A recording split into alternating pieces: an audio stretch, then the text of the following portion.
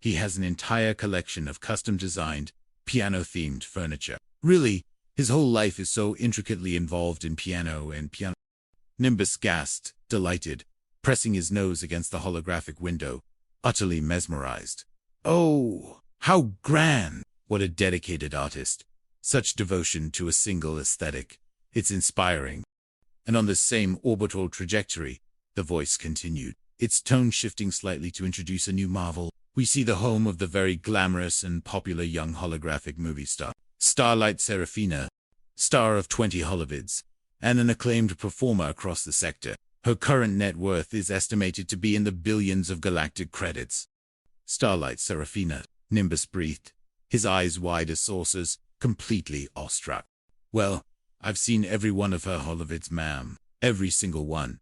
She's truly an icon. From the dramatic, to the comedic, to the profound. Her performances are always impeccable. He suddenly leaped from his seat, startling the elderly couple next to him.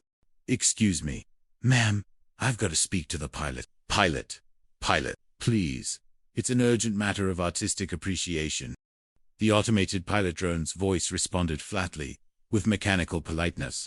Sorry, no refunds. Tour policy states that unscheduled stops are not permitted for passenger inconvenience, unless in cases of extreme emergency. Oh, it's not that. I'm having a wonderful time, Nimbus interrupted, frantic. My tour experience is top-notch. I was just wondering if you'd stop for a second while I got a picture of Starlight Serafina Zenith's home. It'd mean a lot to me. It really would. Ma'am, a once-in-a-lifetime opportunity for a fan. My Grand Oracle Puddleglom would be simply thrilled. The pilot drone paused, its internal processors worried. Affirmative. Unscheduled passenger photographic request processed. It will be in service. Private. You'll be doing the entire tour a service, ma'am, by adding your pictorial contribution to the fan archives. Standard data protocol applies. But just a second, I've got a schedule to maintain. So please be swift and minimize personal interaction time. The bus gracefully drifted to a halt, hovering outside Serafina Zenith's glittering, multi-domed estate. Nimbus, hardly waiting for the bus to fully stabilize, tumbled out the airlock with his ancient, bulky photo capture device. He was so engrossed in composing the perfect shot of Serafina Zenith's glittering, multi-domed estate, a veritable jewel box suspended in the black velvet of space, that he didn't notice the gentle hiss of the airlock behind him, nor the quiet, almost imperceptible whir of the bus resuming its trajectory. He snapped several photos, delightedly capturing every gleaming facade and intricate architectural detail. Then, satisfied, turned to reboard, only to find himself staring at empty, silent space where the bus had been. Thank you. Where'd he go? Anyway, he's got to leave the tour. He could have at least said good. This is rather Now I won't get to see Randy Scott's orbital residence. Or Commander Shan's bio. He looked around, completely lost, utterly adrift outside Serafina Zenith's impossibly opulent, impossibly quiet home. A tiny knot of panic began to form in his stomach. Suddenly, a voice, soft and amused, came from directly behind him, a melodic ripple in the otherwise silent void. Hi, Private. Is everything all right?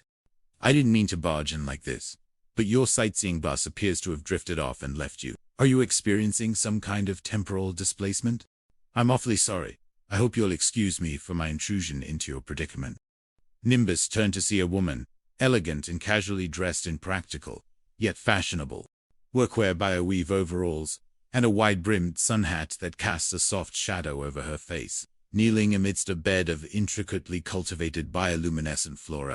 She looked completely down-to-earth, unexpectedly earthy and approachable, not at all like a celestial diva of galactic fame. Oh, that's all right, ma'am, Nimbus stammered, feeling a blush creep up his neck. I guess it was my own fault. I got so excited about the pictures, I completely lost track of time. My photographic enthusiasm overtook my spatial awareness. Where are you stationed, Private? She asked, her voice melodious and kind, a warm, inviting timbre that calmed his rapidly beating heart. SCAG, Sechi, ma'am, Nimbus replied proudly, snapping to an almost involuntary attention despite his current state of abandonment. This sure is a beautiful place, ma'am, an absolute masterpiece of horticultural artistry. She who lives here sure is a lucky girl to have such a magnificent orbital estate.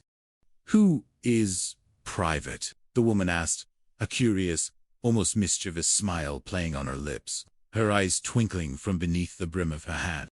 The lady you worked for, ma'am, Starlight Seraphina, Nimbus exclaimed, looking at her practical attire and the faint flecks of biosoil on her hands. You must be her bio-gardener, ma'am. You've got the dirt on your hands and everything. Truly dedicated to your craft. I see.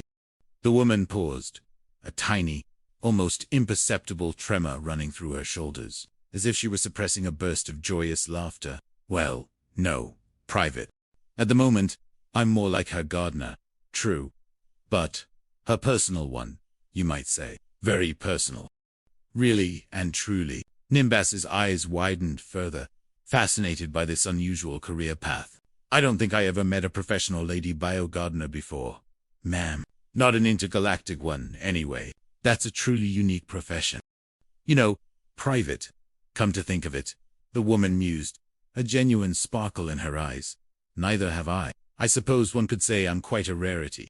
She straightened up, dusting a few stray petals from her overalls. Well, Private, it's been nice talking to you. You've brightened my day, considerably. Excuse me now. I guess I'd better be going. Before that bus comes back for you. Don't know why that tour bus didn't wait on me last cycle either, when I simply wished to examine the nib. Their adherence to schedule is quite rigid. What made you get off of it in the first place, ma'am? Nimbus asked, utterly confused, as if she had been the one abandoned, and was now experiencing a similar bewildering fate. You didn't need to take any pictures of the home, did you? You're here all the time. The woman chuckled, a warm, rich sound. Oh, Private. To take pictures of my favorite movie star's home, of course. Who else but the one and only Starlight Seraphina? Starlight Seraphina Zenith is your favorite movie star, too, ma'am. Nimbus almost shouted in delight, recognizing a kindred spirit. Yes, ma'am. I bet I've seen every one of her every single one. Really? Every one? She asked, looking genuinely intrigued now, her smile softening even further. I sure have, ma'am. Nimbus rattled off proudly, listing titles with the fervor of a true fan. Starting with Hovercycle Madness, a classic, and What's New, Tomboy, a comedic masterpiece, and of course, I Was a Teenage Drone Repair Specialist, her early, groundbreaking works. The woman tilted her head, her smile unwavering. Well, Private, those were some time ago. From my formative artistic period, I hope you found them artistically stimulating. Yes, ma'am. But I've seen her latest holovid, Nimbus insisted, eager to prove his loyalty. The chronometer monster who hated, and I bet I've seen that 8 times. It was truly a triumph of special effects and existential horror. My Grand Oracle, Puddleglam, even watched it with me, though she covered her eyes during the chronometer devouring of the civilian shuttle scene. Well, Priya, the woman said, her eyes now gleaming with undeniable amusement. You really are a fan, aren't you? A most dedicated and thorough one. I'm genuinely impressed. I really am, ma'am. My devotion is unshakable. The woman took a deep breath, a conspiratorial glint in her eyes. Well, Private Puddleglum, I'm very glad to know you. I'm Starlight, Seraphina Zenith. Nimbus's eyes bugged out of his head, his mouth dropping open. He took an involuntary step back, almost tripping over a perfectly pruned bioluminescent shrub. You're not. Well, Private, I certainly am, she affirmed, a broad, genuine smile spreading across her face now, a smile that matched the holographic images he had seen countless times. Unless you're spoofing me, ma'am, with a clever use of holographic disguise or vocal modulation. My Grand Oracle Puddleglum warned me about elaborate hoaxes from tricksters of the nebula. No, Private Puddleglum, I assure you, this is quite genuine. Seraphina chuckled, sensing his disbelief. Here, I'll prove it to you. Remember this scene from the chronometer monster who hated and... She put on a dramatic pose, her voice deepening into a thrilling, urgent, and perfectly replicated tone from the holovid. General! General! The chronometer monster's wiped out Pittsburgh and Philadelphia. You've just got to stop him before he reaches reading. That's my hometown, General. My beloved birthplace. Whoa! Nimbus exclaimed, practically falling over with sheer, unadulterated astonishment. You are Starlight Seraphina Zenith. My good